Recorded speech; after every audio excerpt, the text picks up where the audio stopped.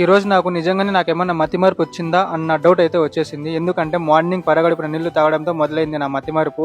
ఇంక బ్రేక్‌ఫాస్ట్‌లోకి అయితే కొర్రపిండి and oats ఏసి జావలాగా చేసుకొని అండ్ బాయిల్డ్ ఎగ్స్, మామిడి పండు అట్లయితే నా బ్రేక్‌ఫాస్ట్ అయితే కంప్లీట్ చేసేసాను. అండ్ తర్వాత అయితే 11:30కి ఏదన్నా స్నాక్ లాగా తినాల్సింది. అది కూడా మర్చిపోయినాను నేను. ఇంక డైరెక్ట్‌గా లంచ్‌లోకి అయితే పప్పు అండ్ చికెను, పెరుగు, రైస్ అయితే తినేసాననమాట. అసలు అర్థం కాలేదు ఎందుకు మర్చిపోతా ఉన్నాను, ఈరోజు ఎందుకు ఇంత మర్చిపోయినాను అనైతే. ఇంక ఏదో ఒక విధంగా అయితే డే అయితే కొనసాగుతా ఉంది. ఇంకా జిమ్‌కెళ్ళడం కూడా మర్చిపోతానేమో అని చెప్పి ఇంగా 3కి అట్లంతా ప్రీ వర్కౌట్ మీల్ అయితే తినేసి, బనానా, బ్లాక్ కాఫీ అయితే తాగేసి ఇంకా పీలేరుకి అయితే వెళ్ళిపోయినాను.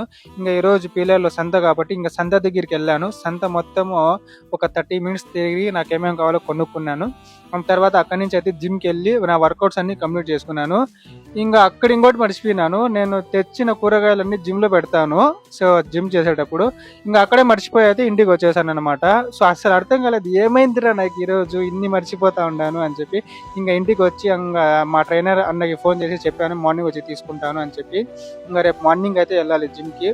అండ్ తర్వాత ఇంటికి వచ్చి డిన్నర్లో అయితే చపాతీ, పప్పు, చికెన్ అయితే తినేసాను అనమాట.